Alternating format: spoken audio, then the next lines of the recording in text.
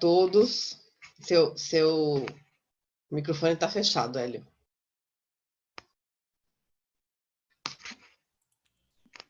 Bom dia. Bom dia, Milva. Aí, Bom dia a agora todos. foi. Bom, estamos hoje no nosso segundo dia aí de webinar jurídica da BPRH. Ontem fizemos uma webinar sobre os impactos trabalhistas, né, os impactos da pandemia na trabalhista, então as medidas de urgência, as alterações que aconteceram, a possibilidade de suspensão de redução de jornada de trabalho e redução do salário, quando aplicar isso, como, os riscos, enfim. Foi um rico debate, até extrapolamos o tempo, porque tinha muitas questões aí para serem discutidas. O nosso horário hoje aí é no máximo até 10 horas, né? Na verdade, a gente procura fazer em 40 minutos, né? No máximo, até podendo estender até as 10, mas ontem nós ficamos até quase 10h15, né? Porque, e não deu para responder tudo ainda.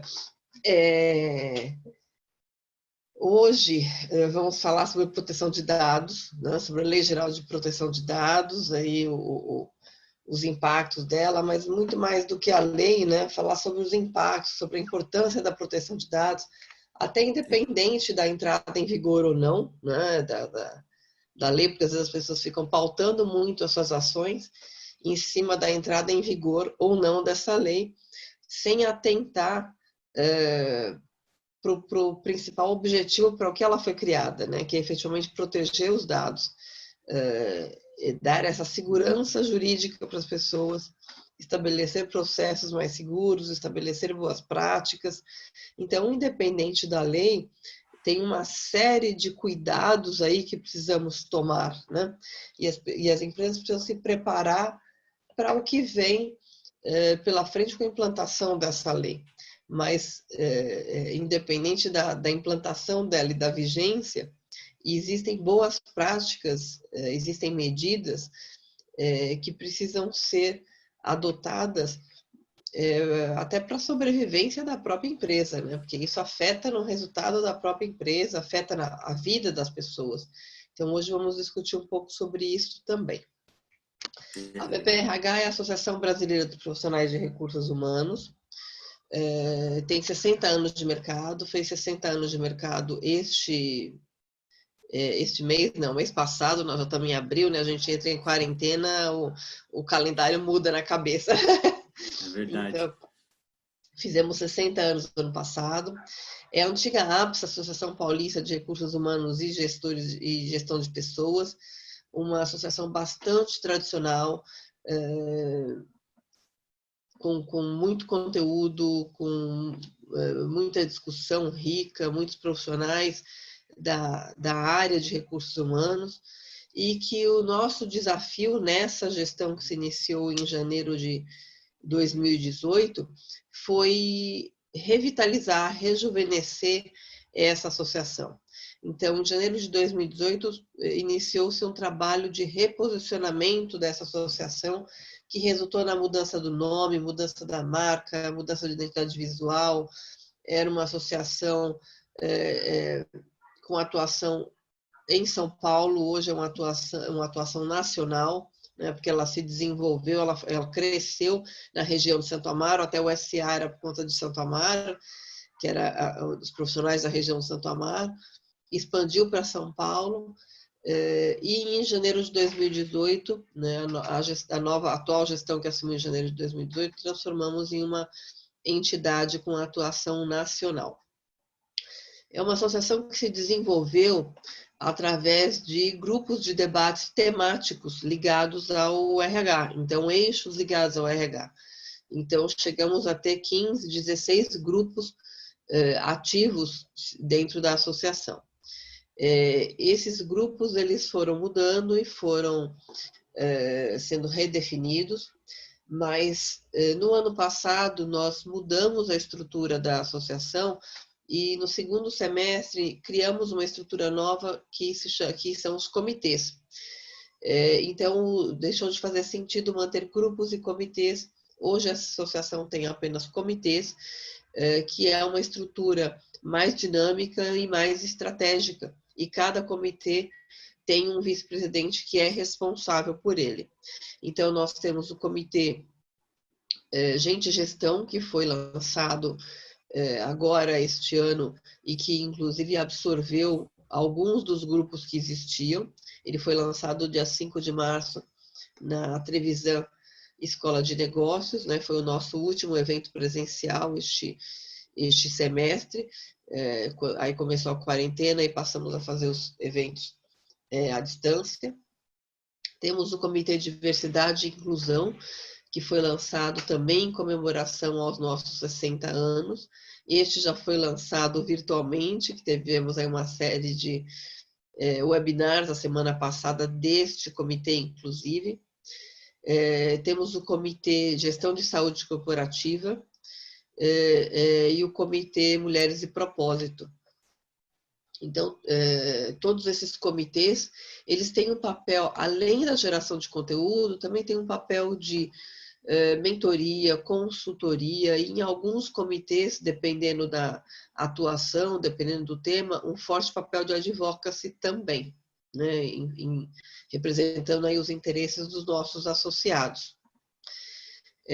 A semana que vem, inclusive, vamos ter uma série de webinars do Comitê de Gestão de Saúde Corporativa, então que começa na segunda-feira, vai do dia 4 ao dia 8, discutindo temas sobre gestão de saúde corporativa, que é a segunda maior despesa, só perde para a folha de pagamento, e impacta em imagem da empresa, em produtividade, em resultados, em clima organizacional, né? Então, um dos temas, inclusive, que vamos discutir é a saúde mental, que hoje já afetava muito as pessoas, né? Principal índice de afastamento antes da pandemia, né? Agora, com a situação que estamos vivendo, as empresas estão demandando muito suporte para atender situações com seus colaboradores de transtornos de ansiedade, de questões emocionais, que já existiam antes e que com essa situação foi bastante intensificada. Então, esse vai ser um dos temas, além de saúde ocupacional, telemedicina, então vamos discutir vários assuntos. Na segunda semana de maio vai ser uma semana de webinar do Comitê Mulheres e Propósito. E essa semana estamos aqui discutindo temas mais jurídicos. Então, eu queria agradecer a participação de vocês, né, a participação do Hélio, a participação do Alain, agradecer o apoio do PK Advogados, o apoio da Executiva, que inclusive estamos usando aí a plataforma da Executiva, Executiva Outsourcing, e anunciar, inclusive, né, a parceria que firmamos com o PK Advogados para disponibilizar um canal de orientação jurídica aos nossos associados. Essa parceria vai ser comunicada, ontem eu já comuniquei na webinar, estou reforçando aqui hoje, e hoje vai ser comunicado nas nossas redes sociais aí após a nossa webinar. Então, mais uma vez, obrigada, Hélio, obrigada, Alain. Eu, primeiro de tudo, eu queria pedir que vocês se apresentassem, né, contassem um pouquinho de vocês, para daí a gente entrar aí no nosso tema, efetivamente. Hélio, por favor, fique à vontade. Perfeito, Milva. Obrigado pela oportunidade, né? Eu sou Hélio Moraes, sou sócio do Advogados, né? É um escritório especializado em Direito e Tecnologia, com atendimento abrangente, né? Então atende todos os setores de empresa, sou engenheiro eletrônico também, então temos uma longa jornada envolvendo todos esses aspectos de tecnologia e direito, né? E mais recentemente, nos últimos anos, esse assunto da privacidade, da proteção de dados ganhou bastante relevância, não só aqui no Brasil, como mundialmente, né? Nós vamos poder falar um pouco aqui para explicar, né? Até porque num seminário de RH nós estamos aqui falando de proteção de dados, então nós vamos colocar um pouco isso para vocês, né?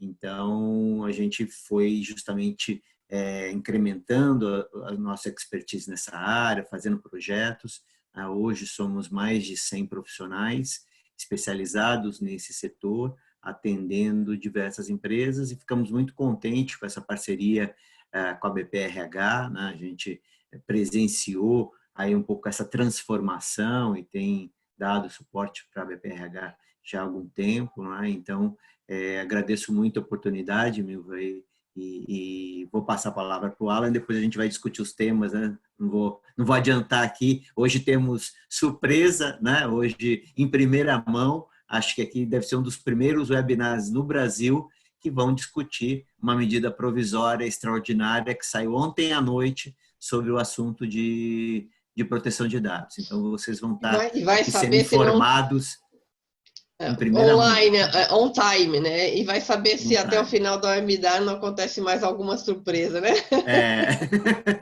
Tô com o celular ligado aqui, ver se alguém me avisa aqui. Fortes emoções.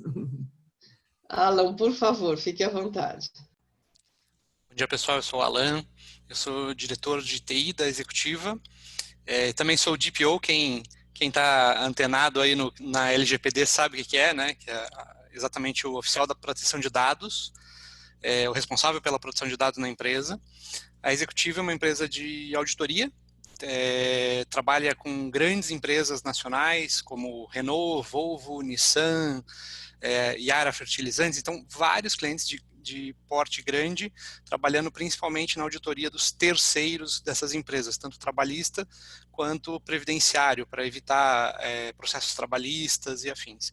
E a Executiva é uma das empresas que investiu muito na segurança tecnológica, então eu vim para a Executiva com o intuito de fazer a transformação digital da empresa, acelerar a transformação, já era uma empresa muito digitalizada, mas acelerar essa transformação e também garantir a conformidade com a LGPD, que é uma das preocupações da Executiva, tanto por causa da LGPD, mas também por causa da GDPR, porque a Executiva ela trabalha com grandes empresas de matriz europeia, e que também nos exigem algumas conformidades com outras leis também.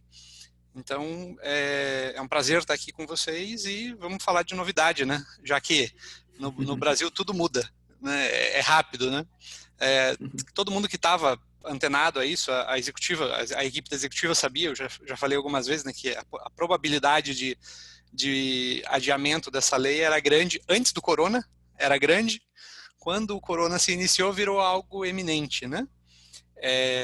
Mas também já inicia o papo lembrando que a implantação da LGPD numa empresa de médio porte, de grande porte, não é algo rápido. Então, quem não fez até agora também não deve conseguir fazer com adiamento. Então, não é isso que vai fazer as coisas acontecerem, né? Então, o foco tem que ser muito grande para garantir que a conformidade esteja ok.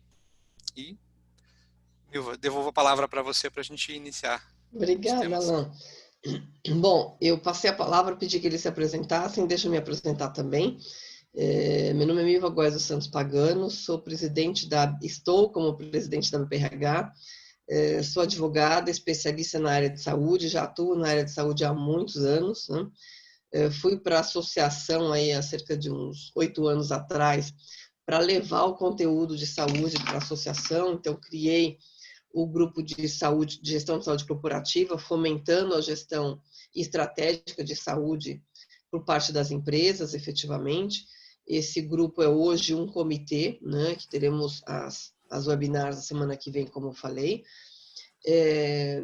Depois assumi aí a vice-presidência jurídica, e em janeiro assumi o desafio da presidência dessa associação, um desafio, inclusive, de presidir uma associação de recursos humanos sem ser da área de recursos humanos. Então, esse é um desafio muito gratificante, né? E que eu desenvolvo aí com parceiros importantes que são os nossos VPs, inclusive muitos, né, da área especificadamente de recursos humanos há muitos anos.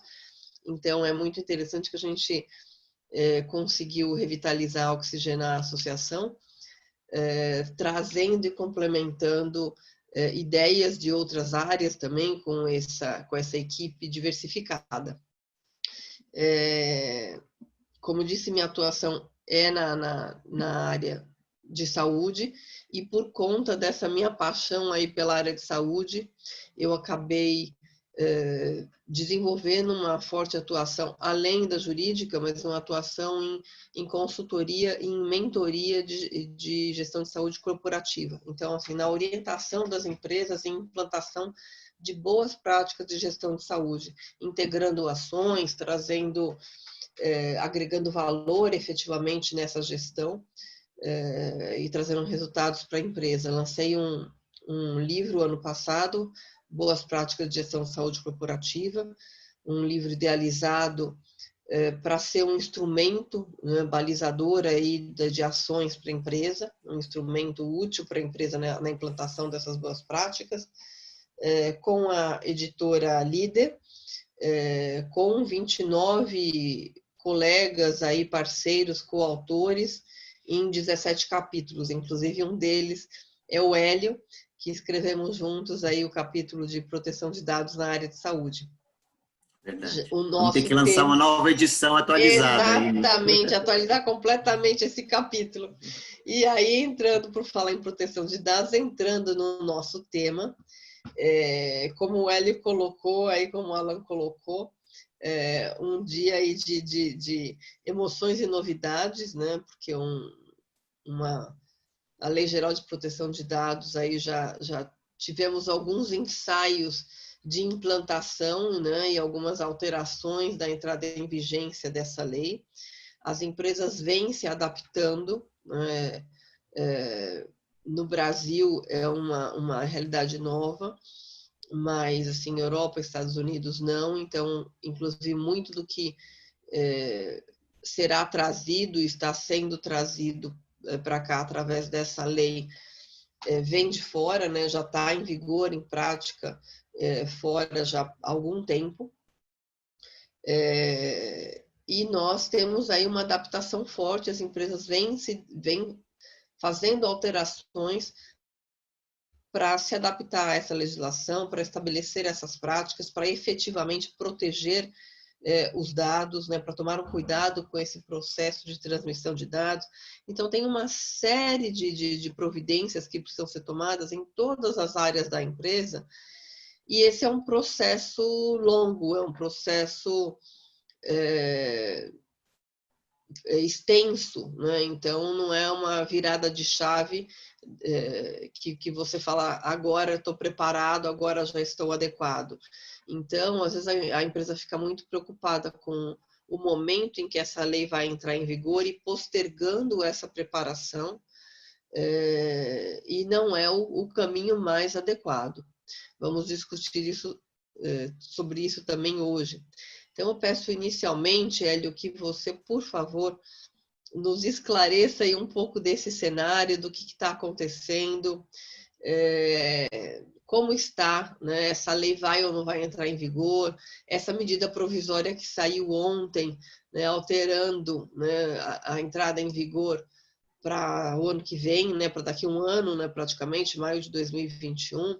Quais são os impactos disso? Quer dizer, realmente vai ser postergado ou não vai? Conta um pouquinho para a gente desse cenário. Perfeito, perfeito. A oportunidade é muito boa, né, da gente esclarecer isso. Vou contextualizar um pouco a situação, né? A lei, originalmente, ela veio em agosto de 2018 e o prazo inicial, né, era fevereiro desse ano. Né? Então, a gente já tinha um prazo que já teria vencido, né, pela lei original. Posteriormente, veio uma medida provisória ainda no final de 2020, havia postergado em 2020, né, para dizer essa medida provisória foi convertida em lei, alterou e seguia dessa maneira, né, durante todo 2019.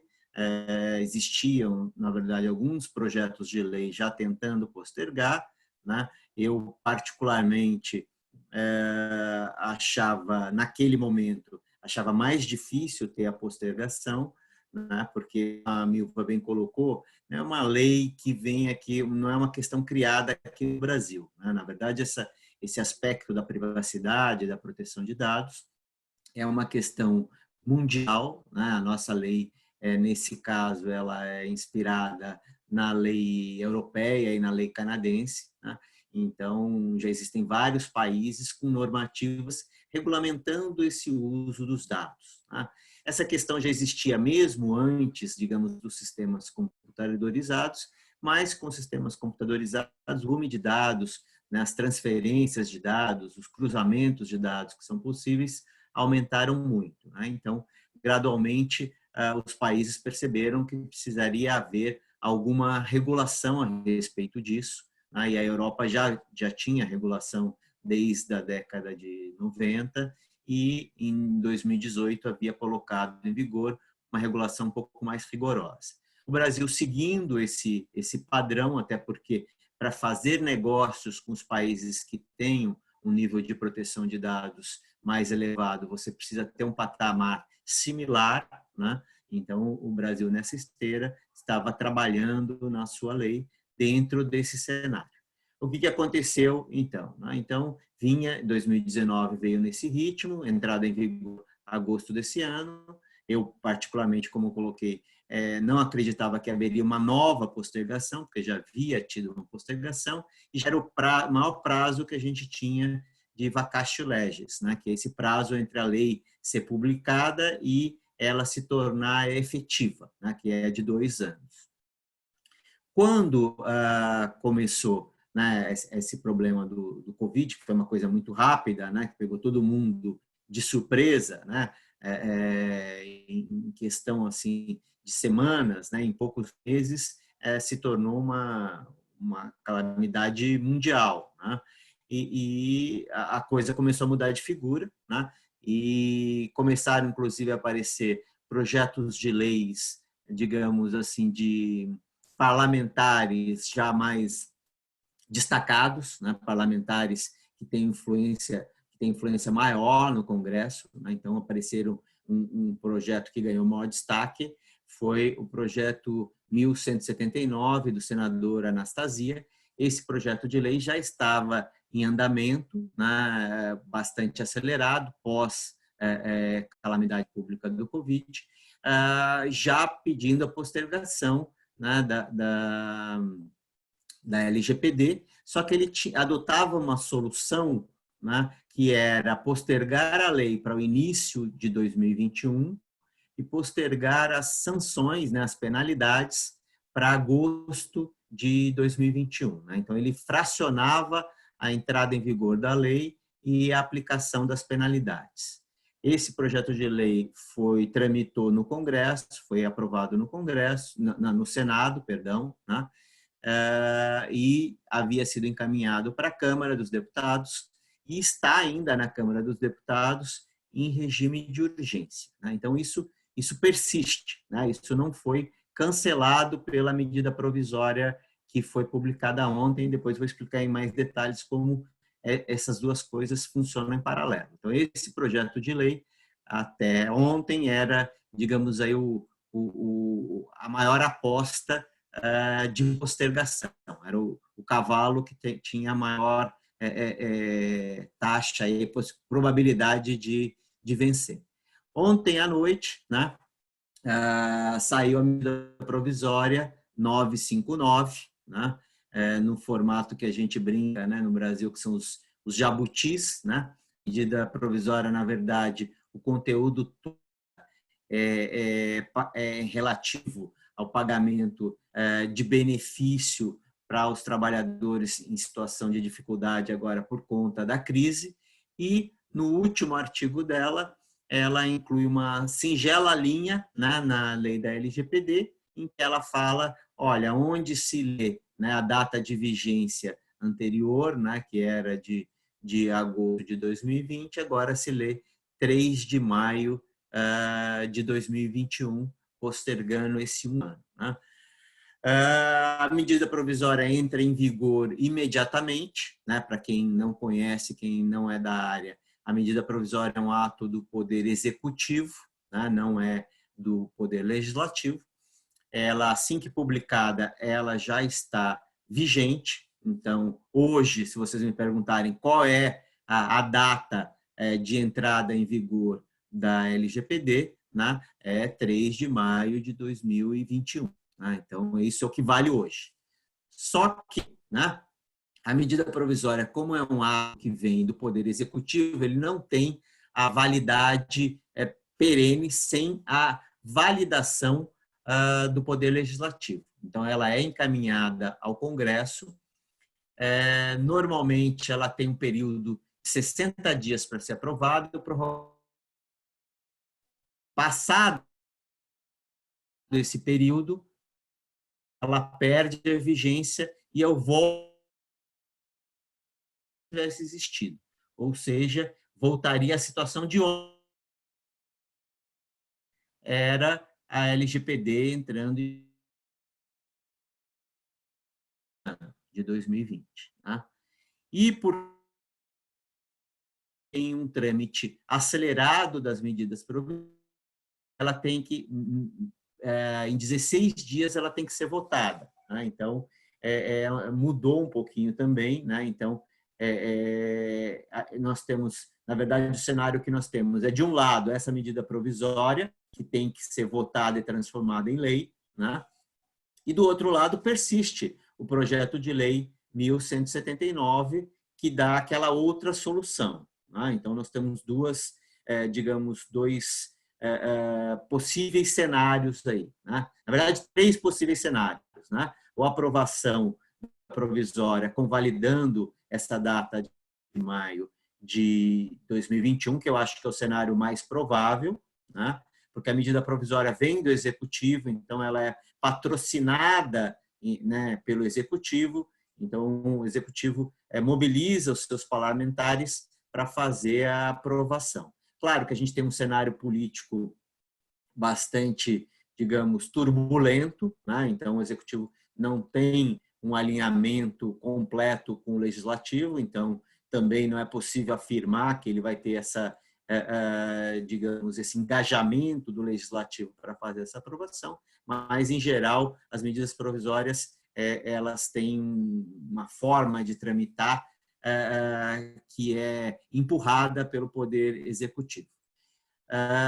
Temos o segundo cenário, que seria a aprovação, né, do PL 11.179, então daí é uma lei direto que faria aquele cenário em que a lei entra em vigor em janeiro de 2021 e as penalidades em agosto de 2021. E temos um terceiro cenário, que é nem o PL ser aprovado, nem a MP ser transformada em lei, né? E que é o cenário em que a lei entraria em vigor em agosto desse ano. Né? É possível esse cenário? É possível, né? Mas eu não acho que é o cenário mais provável. A gente já vê uma movimentação tanto do Legislativo quanto do Executivo no sentido de postergação. Então, eu acho que o mais provável é uma das 2 medidas serem aprovadas e, particularmente, eu acho que nesse momento a medida provisória é a mais provável. E imagine ficou claro, né? Não, muito juridiquês, né? Imagine que assustador, né? Se nem medida provisória prevalecer e nem o projeto de lei, né, vigorar, e ela entrar em vigor em agosto, né? Imagine a loucura que vai ser isso. Mas existe esse risco, é pouco provável, né? Mas existe, especialmente acho que dentro do momento que estamos vivendo, de pandemia, enfim, eu acho que infelizmente perdeu-se um pouco o foco nessa medida, né? Nessa lei. Não sei se você concorda, Hélio. Eu concordo, né? Até para a gente tem visto algumas empresas, né, já entrando um pouco, né, na lei aí e comentando, né, mas nesse momento da pandemia existe uma certa sensação de que a saúde é o mais importante e a privacidade não é tão relevante, né? Então, a gente já teve casos aqui de clientes em que a gente alertou sobre alguns cuidados, né, em relação a algumas coletas de dados, e o cliente ficou um pouco irritado, falando, não, mas eu preciso coletar esses dados por conta da pandemia, né, e a privacidade não é relevante. E, na verdade, não é bem assim, né? Tanto a privacidade quanto a saúde são valores fundamentais. A privacidade, nós estamos falando da privacidade de todos nós, são as nossas informações que estão circulando por aí, né? Então, mesmo as empresas que já estão preparadas, ou que mesmo sem a lei estar em vigor, elas já têm a obrigação constitucional de respeitar a intimidade e a vida privada dos clientes e dos funcionários, né? Então, ela não pode simplesmente passar a fazer coletas de informações, né? Não sei se para quem tem acompanhado, né? Os estados às vezes estão tentando monitorar as aglomerações de pessoas, né? E teve uma outra medida provisória também que permitia que na verdade, determinava que as empresas de telecom compartilhassem os dados de cadastro com o IBGE. E foi objeto de ações civis públicas para questionar, né? Então, a privacidade continua como um valor relevante. Obviamente que a vida tem que ser protegida, então tem que ser tomado medidas para cuidar das pessoas, né? Mas sem violar a privacidade, né? Então tem que ser, primeiro, qualquer medida tem que ser analisada, né? Então, por exemplo, rastreamento, geolocalização das pessoas com identificação são medidas que sempre têm um potencial de risco muito elevado para distorcer o uso desses dados, né? Então elas têm que ser feitas com garantias tanto de segurança quanto de protocolos do que fazer com essas informações pós-pandemia, né? Como quem está tendo acesso a essas informações, né? Então, a gente não pode simplesmente descartar a privacidade, né? Eu acho que, e até, né, linkando aí um pouco, né, por que essa questão é tão relevante aqui no seminário da BPRH, né? Porque o setor de recursos humanos, né, é um setor que tem grande quantidade de informações pessoais, né? E informações sensíveis, né?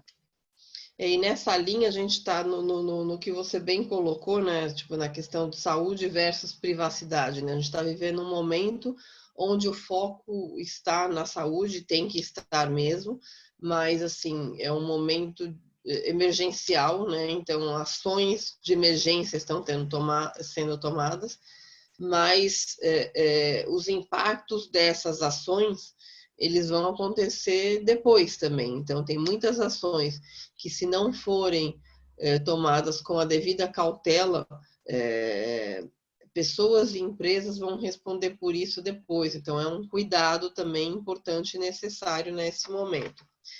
Alan, me diz uma coisa, você é diretor de TI e de PO na executiva. Fala um pouquinho para a gente, porque assim, a DPO é uma figura nova, né, até estabelecida pela própria lei, enfim, quer dizer, não tão nova assim, né, mas conta para a gente assim, o que é o DPO, qual que é o perfil, o que faz, a gente fala DPO, nem todo mundo sabe o que é DPO, então o que é um DPO e qual que é o perfil desse profissional? Legal. Então, basicamente, o DPO ele é o responsável pela proteção de dados dentro das empresas, né? Não é um cargo novo. Várias empresas, eu mesmo, muito antes, lá em 2012, acredito eu, já era DPO. Eu era responsável pelo que se chama de Corporate Security and Risk Management, que basicamente é o que virou o DPO no Brasil, né?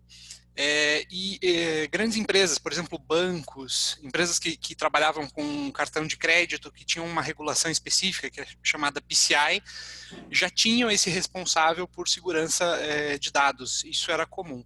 Então, ele é a pessoa que vai fazer a interação com todos os órgãos governamentais, ele é que vai distribuir informações por exemplo, com vazamento de dados. Nenhuma empresa, digo isso claramente a melhor proteção eletrônica, o melhor treinamento não imunizam uma empresa de vazamento de dados, né?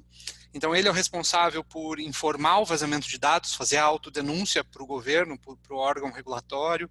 Ele é o responsável por receber os pedidos de auditoria de clientes, parceiros de negócio. Então, ele vai ter uma responsabilidade muito grande e chave para garantir que a LGPD funcione dentro das empresas, né? Então, quer dizer, Miro, você me permite acrescentar só, claro. Perfeita a explicação do Alan, só do ponto de vista, digamos, da lei, né, para as pessoas que estão ouvindo entenderem, até porque como tem muitos profissionais de RH, né, eles vão ter que criar, né, um job description aí para classificar esse profissional, né? Como o Alan bem tocou, né? Já existia esse profissional por questões, né? A partir da LGPD, esse profissional vai ter que existir por uma necessidade legal, né? Então, é um requisito da LGPD ter o DPO, no caso, né, da lei que eles chamam de encarregado, né?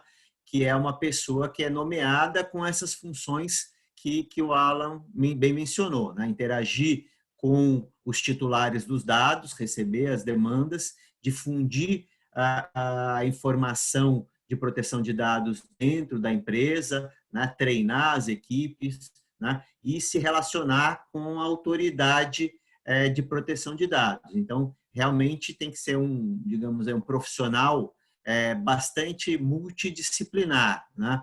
Ele tem que ter a capacidade de compreender ali as regras que estão nas leis, né? Capacidade de entender os sistemas, de entender de segurança da informação, ter articulação para se comunicar com autoridades públicas, né? Então, é um profissional e muitas vezes esse profissional também vai ter que estar assessorado de um time, né? Uma equipe permanente ou alocada de vários departamentos da empresa, né? Então, isso vai depender, obviamente, do tamanho da empresa, qual que é a estrutura que vai ter que se criar, né? Então, digamos, um papel que já existia, agora ele se torna uma obrigação legal, que inclusive precisa estar identificada, né, e com contato no site da empresa, né? Então, do ponto de vista de recursos humanos, é uma descrição de um novo job. Pode ser alguém que já é da companhia, né? Então, uma pessoa que cumule essa função ou que já estivesse exercendo essa função. E pode ser, inclusive, alguém terceirizado, que a companhia possa contratar alguém especializado para fazer essa função. Na Europa, inclusive, tem requisitos elevadíssimos, né, em termos de certificações, de comprovação de experiência para esse profissional. No Brasil, a nossa lei não trouxe ainda, né, esses padrões digamos assim, de certificações que a pessoa tem que ter, mas, obviamente, né, que a empresa, dentro da sua responsabilidade, ela precisa, né, colocar nessa posição um profissional qualificado, né, que seja capaz de entender os desafios da proteção de dados e preparar a empresa para essa jornada, né? Então, daí já colocando um pouco também dessa situação, né, que eu acho que o Alan vai poder explicar também bastante para a gente, mas para a gente entender, né, e ele começou a falar dele, colocando que essa postergação, mesmo assim, não vai assegurar que todas as empresas consigam se preparar para a lei. As empresas que não prepararam ainda, é um projeto longo, né? Então, acho que é uma questão que a gente pode explorar aí um pouco também para as pessoas que ainda não começaram entenderem que essa postergação não é uma garantia de deixa para lá, daqui a pouco eu vejo. Com né? certeza, né? Realmente. Agora, essa função, então, essa atividade, quer dizer, esse profissional passa a ser uma exigência legal, ou seja, toda empresa precisará ter um DPO, independente do seu porte, independente do segmento que atua, ela terá que ter um DPO que pode ser contratado diretamente, pode ser um profissional da empresa ou um terceirizado, é isso? Eu costumo fazer o paralelo, Milva, ao técnico de segurança do trabalho, né? Que tem Certo. uma previsão legal também, um pouco diferente, lógico, porque aqui a gente não tem a qualificação ainda obrigatória, como é o caso do técnico, mas a gente deve caminhar para algo muito mais concreto no futuro de 1 ou 2 anos.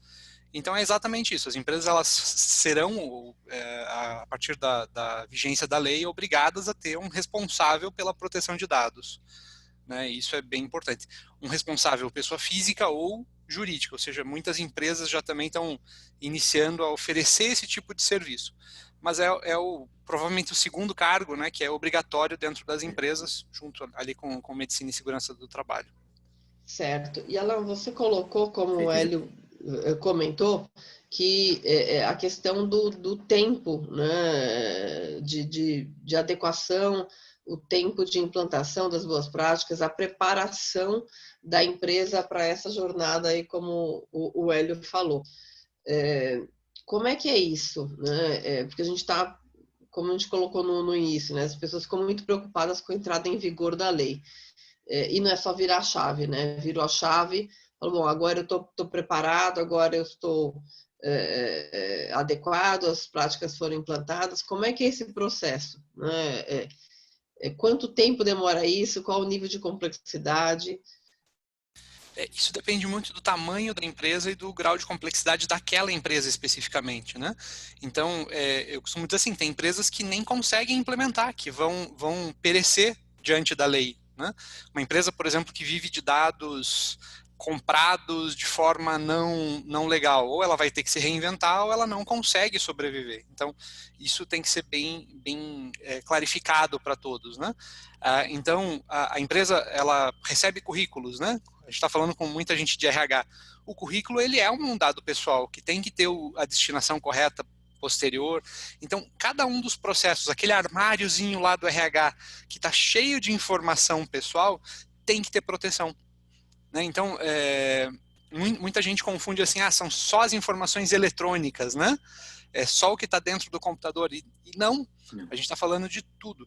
Então, o processo de implantação ele passa por mapeamento de risco, entender quais são os riscos da empresa, entender e criar comitês para eliminar esses riscos, muitas vezes mudar sistemas, mudar processos, muitas vezes implementar ferramentas, né? Normalmente as empresas partem primeiro para implementar uma ferramenta, depois para mapear o risco, porque ela vê que a ferramenta não resolve.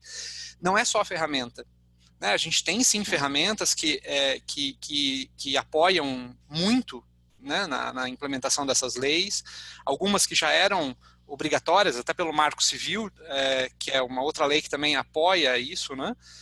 Então, rastreabilidade, logs, já era algo do Marco Civil da internet, né? Então, implementação de ferramentas é um passo, mas o mapeamento de risco, entender aonde estão os seus riscos, o que fazer com eles, entender também de forma clara, Milva, que não é um processo estanque, não é um processo que você vai fazer, vai estar conforme naquele momento e nunca mais vai olhar para ele.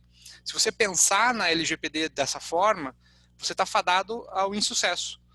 Por quê? Porque os seus riscos vão mudar, né? Diariamente você criou um novo risco, né? Você criou uma planilhazinha lá que pega dados do visitante, pega dados que não são necessários, de repente, para aquela visita como um todo, e não se atentou a isso naquele momento, né? E de repente esse dado vaza e você tem um problema legal que, dependendo do tamanho da empresa, pode ser um problema muito sério, tanto na imagem, e principalmente na imagem. Eu digo que assim, as multas são grandes, são pesadas, o órgão é pequeno também, então nem todo mundo vai ganhar uma multa, né? Não vai ser um depósito de tickets para ter multa para todo mundo, mas a imagem vai ser muito pior, né? Você vai estar lá na lista de devedores do governo, né? Vai estar exposto que você teve um vazamento de dados.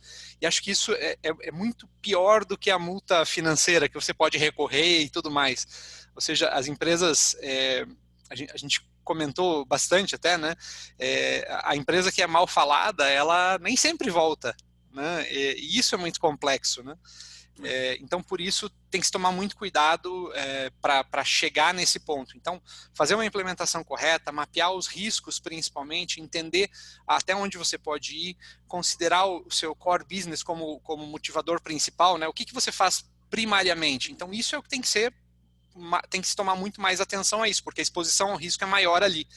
E depois, cuidar dos processos secundários, de RH, de folha de pagamento, os sistemas de folha de pagamento, e tudo isso para garantir que esse teu fluxo todo está implementado de forma correta. E entender que isso é cíclico, com certeza, porque você vai ter mudanças e você pode ter vazamentos no futuro. Maravilha, eu queria aproveitar essa... Se me permite... Tá, só só um minutinho, eu queria aproveitar o gancho do Alain para 2 pontos. É a questão do mal falado, até aproveitar essa oportunidade, esse gancho, porque, por exemplo, nós tivemos aí no mercado uma série de notícias sobre a plataforma que nós estamos aqui usando hoje, né, que é o Zoom. E as pessoas, inclusive, questionando se iam continuar utilizando ou não, um comunicado de uma própria agência reguladora, a Anvisa, dizendo que não usaria mais o Zoom, algumas empresas que não estavam mais usando. Nós, inclusive, fizemos uma reunião nossa, né, antes, até para decidir se usaríamos o Zoom como uma plataforma nestas webinars ou não, né? E acabamos optando por utilizar por conta dos recursos que dispõe, né? Outra opção não teria os mesmos recursos, e porque, na verdade, as pessoas também acabam fazendo uma confusão aí, né, do que efetivamente, qual é efetivamente o risco. Então, a gente até comentou isso na nossa reunião, Alain, eu queria até que você aproveitasse e explicasse brevemente essa questão do Zoom, porque está dentro aí do que você falou do mal falado. Então, assim, num determinado momento, essa plataforma foi mal falada, e como é que você enxerga isso? A primeira coisa que eu lembro todo mundo todos nós que estamos aqui, as pessoas, ninguém praticamente conhecia o Zoom, né? Então, são poucas as pessoas. Eu uso o Zoom desde 2013, né? Mas são poucas as pessoas que conhecem o Zoom, ou que conheciam antes da pandemia, né? Então, começou o problema, por quê? Porque muita gente começou a utilizar. Então, a ferramenta ela se transformou numa ferramenta conhecida, tanto que as vendas do Zoom aumentaram de forma grandiosa. O Zoom sempre deixou claro que ele tem uma conta gratuita, que dá direito a 40 minutos de reunião, e a maioria das pessoas começou a usar essa forma, e essa forma é paga com dados, né? Como o Gmail é pago com dados, né? Quando você usa o Gmail, você permite que o Google veja os seus dados para te dar campanhas de marketing, né? Não é por acaso que você, sei lá, faz uma busca por quero comprar um carro e de repente os carros começam a aparecer na sua frente, né? Isso é a estratégia de marketing digital que é utilizada. Então, as ferramentas gratuitas, elas têm um trade-off, né? Elas têm uma troca ali. Você troca os seus dados por um desconto, como quando você vai na farmácia, ele pede o seu CPF pro clube de benefícios, né? E te dá um desconto, isso também é uma troca. Só que ali ele não te deixa claro qual que é a troca, né? Ele quer saber qual que é o teu padrão de consumo na farmácia. No caso do Zoom, ele quer saber qual que é o teu padrão de consumo e ele vai vender isso para outras empresas. Eu acho que a grande diferença disso para o Zoom é que o Zoom deixou isso sempre claro, né? Nas contas gratuitas, ele vende os dados. E quando a gente falou em utilizar a ferramenta para isso, é porque o Zoom aqui não é a conta gratuita e a gente tem toda uma proteção de dados para garantir que nenhuma informação aqui vá ser exposta, né? Então, nós estamos num ambiente seguro, vamos pensar assim. Mas claramente não existe, nada foi feito de forma ilegal, por isso que eu costumo dizer que eu confio ainda no Zoom, por isso, porque ele deixou claro isso, né? Se você lê aquele super contrato de 25 páginas em inglês, infelizmente, né? Você vai ver lá que ele utiliza os seus dados exatamente para esse fim, né? Agora, cabe a nós refletirmos quem leu um contrato de software nos últimos anos, né? Doutor Hélio, não vale eu e você. Não, advogado não vale, mas assim, todo mundo vai lá e dá um aceito sem nem ler, né? Mas você sabe que, assim, pegando esse ponto, inclusive, porque a LGPD, inclusive, também exige que, quando tem esse trade-off, né, de dados por algum serviço, que isso seja mais claro, né? Então, isso é um ganho que a gente vai ter com a LGPD nessa transparência do uso das plataformas, né? Então, isso é uma exigência legal a partir da entrada em vigor da LGPD, né? E nesse cenário, a gente já tem visto, tem trabalhado, inclusive, para alguns clientes, em modelos diferentes, né? Modelos envolvendo, né, o Visual Law, né? Que é você criar pequenos vídeos ou design, né? Diagramas, né? Que possam representar o conteúdo do contrato para o cidadão leigo, né? Porque você tem razão que realmente, né, até para advogado, alguns desses termos são muito extensos, né? E repetitivos, então não é fácil. Mas existe uma tendência dentro do direito de trabalhar isso também para ter uma maior transparência nessa relação, né? Eu acho que, obviamente, que quando eu sempre falo assim, você quer ter o serviço gratuito, né?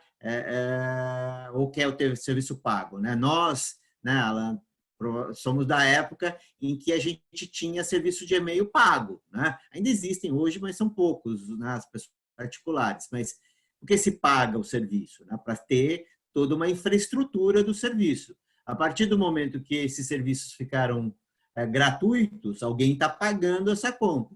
E somos nós, mas não em dinheiro e informação, né? Só que esse trade-off não é claro para todo mundo, né? Então, a lei vem trazer uma obrigatoriedade nesse sentido, né? Eu acho que é importante esse aspecto, né?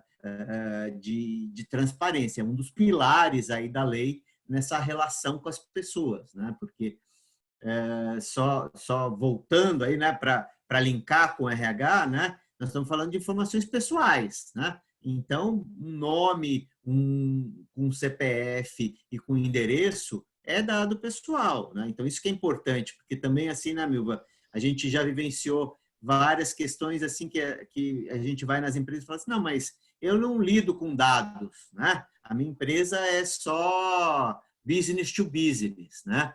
E que não é verdade, né? Porque, no mínimo, os dados de funcionário, de dados de pessoas de contato em clientes e fornecedores, você tem. Claro que, digamos assim, o seu core business pode não ser dados, né? Então, você não precisa ter o mesmo nível de política, o mesmo nível de controle, né? Você tem um outro patamar da sua governança em privacidade, mas não significa que você não precisa ter uma governança de privacidade, né? E nessa linha, Hélio, da questão da proteção de dados e de governança de privacidade, quando nós falamos em recursos humanos, né, como você colocou, o Alan também, então eu queria trazer aqui um pouquinho, mais especificadamente para o nosso cenário, né, de gestão de pessoas, esses cuidados, né, esses cuidados necessários. Na verdade, infelizmente o nosso tempo está esgotando, mas eu não queria finalizar já, aqui né? o nosso... Já passa muito rápido. Mas eu não queria finalizar aqui o nosso encontro sem abordar duas questões aí bastante importantes, né? Uma, trazendo para a realidade de gestão de pessoas, né, os cuidados que o RH tem que ter. O Alan falou sobre isso, você também.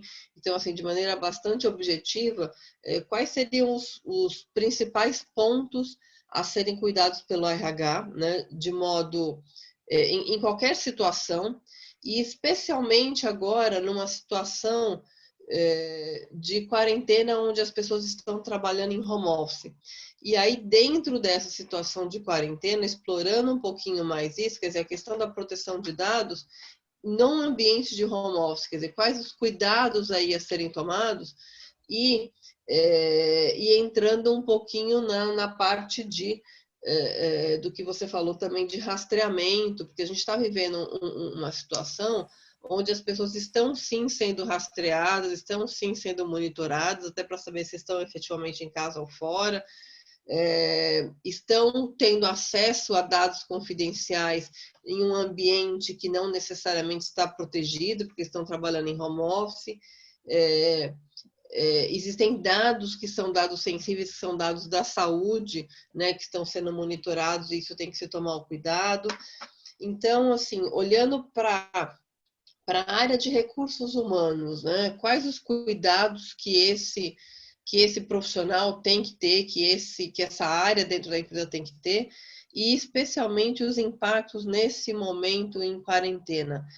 Alan, conta um pouquinho para a gente da tua vivência, né? Como é que está sendo, por exemplo, para a executiva, como foi para a executiva essa preparação e como está sendo para a executiva neste momento de quarentena, né? Estes cuidados, né? Como é que está sendo essa experiência e o que você aconselha? E aí depois pode passar a palavra direto para o Hélio, por conta aí do nosso tempo. Por favor, Legal. Então, vale lembrar que a executiva ela se preparou muito antes, né? Então não foi algo... as pessoas da executiva vêm assim, a gente teve provavelmente 3 ou 4 dias para colocar todo mundo para trabalhar em casa.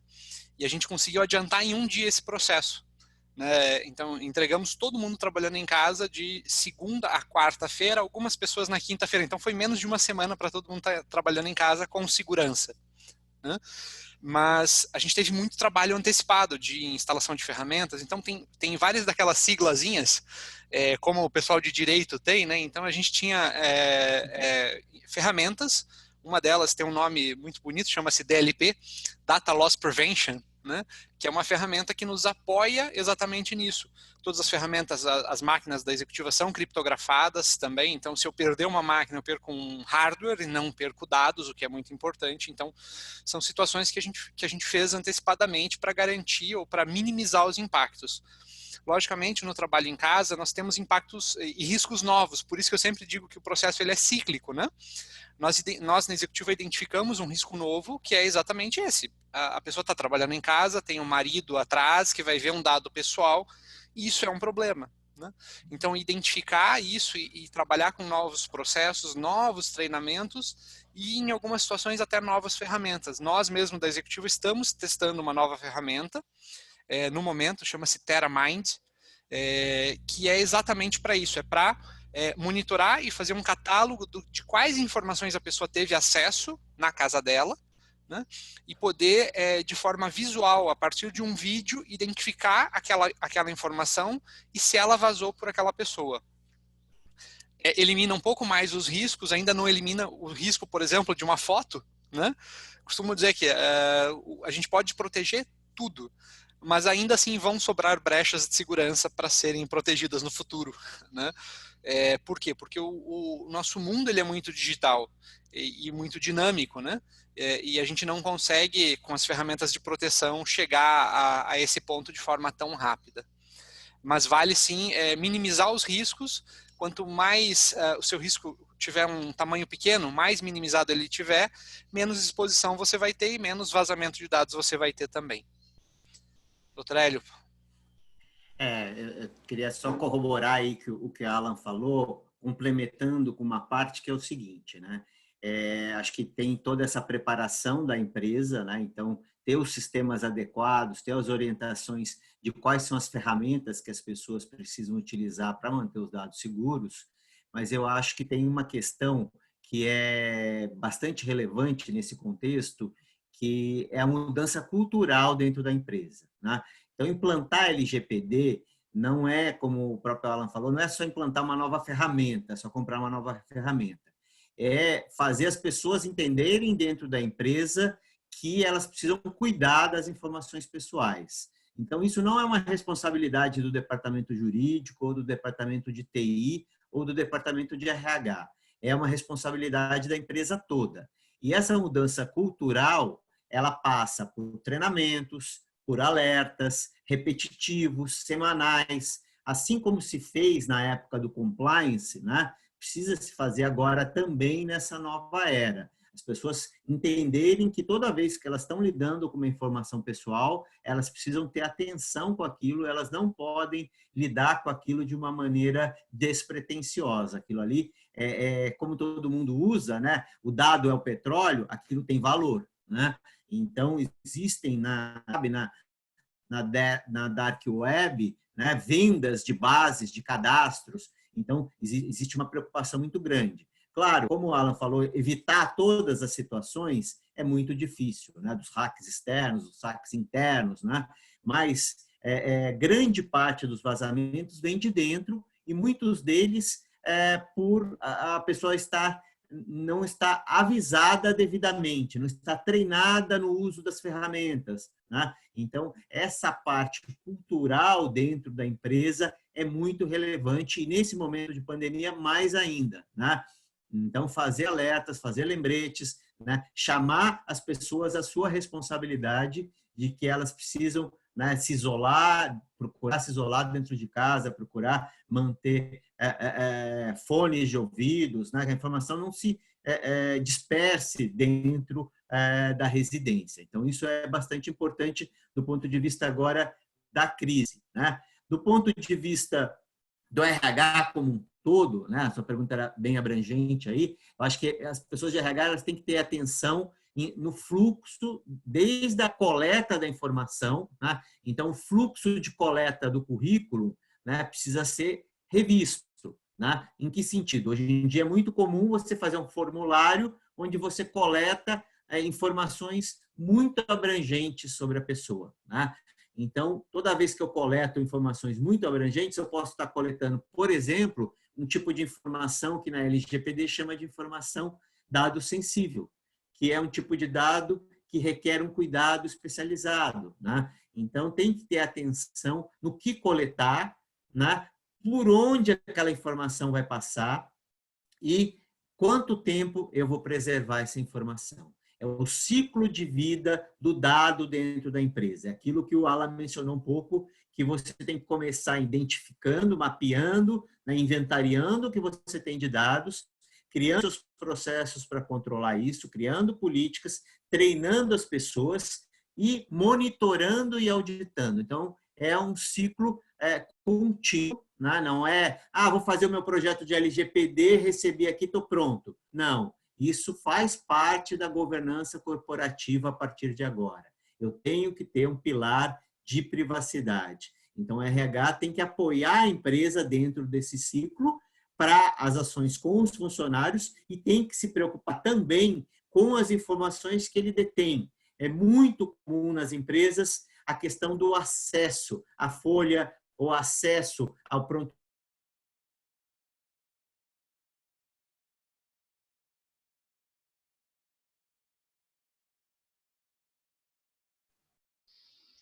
Eu acho que a internet do Hélio tá caindo um pouco. Alan, dentro desse processo na executiva, enquanto a gente espera aí o Hélio voltar também, porque é um processo contínuo, né? Como o Hélio bem colocou. Existe um ciclo, né? Existe um processo de transformação, mudança, tem toda uma mudança cultural, tem ajustes a serem feitos, treinamentos, e isso não para, né? Então, não tem como a gente simplesmente fazer uma alteração, né? Fazer implantar uma mudança, implantar novas práticas e não renovar isso, e não alterar, e não atualizar, e não treinar as pessoas, né? E não dar essa manutenção. Então, isso é fundamental. Acho que o Alan aqui também caiu. Não, eu tô escutando. Tá me ouvindo? Eu não estou te sim. vendo aqui. Basicamente, Milva, o treinamento ele também tem que mudar, né? Então, uma coisa que eu brinco com a equipe da executiva, assim, a gente se preparou para uma quarentena, né? 40 dias, e a gente nunca esperou que ela chegasse a 40 dias, né? Pelo menos Sim. O nosso íntimo não estava preparado para isso. E muito menos que passasse, né? E agora, provavelmente seja uma noventena, de repente, né? 90 dias aí. Então, a gente tem exatamente esse tipo de preparação agora, né? De refazer treinamentos, fazer novos treinamentos focados nisso. A gente já tem trabalhado exatamente nesse sentido. Não os fizemos ainda, porque a gente realmente acreditou que a quarentena fosse um pouco menor do que isso, né? Agora, entendendo que isso vai se estender um pouco mais, a ideia é exatamente trabalhar nisso, é fazer novos treinamentos focados na segurança em casa, né? Nas coisas que mudam com essa situação, até para garantir que o nosso papel tenha sido feito. A LGPD, ela é um quesito, né? Se o dado vazar, a sua fama vai ser ruim, não importa se existe ou não a LGPD, né? Então é muito importante a gente estar bem ciente de que a LGPD ela é uma obrigatoriedade, mas que ela não é o objeto total, né? Que a gente precisa claramente ter a segurança, não importa se a LGPD existe ou não. Acabei de ver também que o Dr. Hélio retornou, ele já está retornando. O Hélio voltou.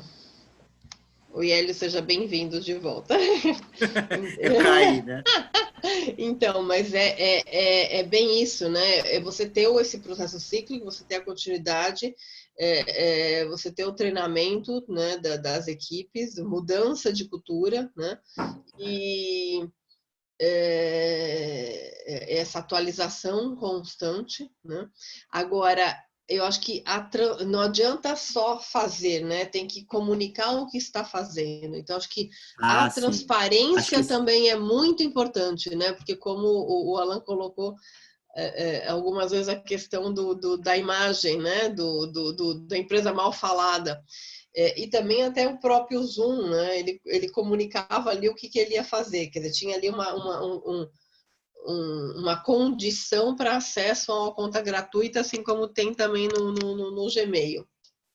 Não só do ponto de vista, Milva, não, se me permite, não só do ponto de vista da imagem, mas do ponto de vista da lei também, né? Porque sim, é a questão da transparência, uma lei de evidência, né? Exatamente. E evidência. Eu preciso evidenciar tudo que eu faço, né?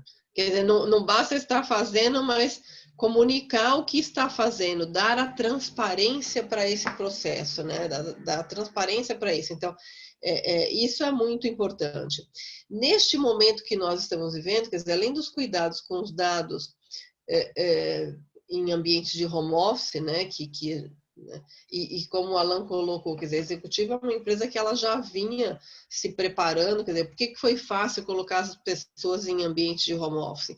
Porque já tinha todo um trabalho realizado, a empresa já tinha implantado aí as práticas necessárias, independente da entrada em vigor da lei, então já estava adequada para isso. Então foi muito mais fácil. Agora, para empresas que não tinham isso, que não estavam nessa preparação, foi muito mais difícil, essas empresas ainda estão sofrendo e essas empresas vão sofrer os impactos disso depois, inclusive, né? Porque tem muita empresa que está com a sua equipe em home office sem a segurança necessária. Então, quer dizer, os dados estão sendo acessados, estão sendo compartilhados sem nenhum tipo de segurança ou segurança mínima, porque nós temos também as empresas com níveis de maturidade diferentes.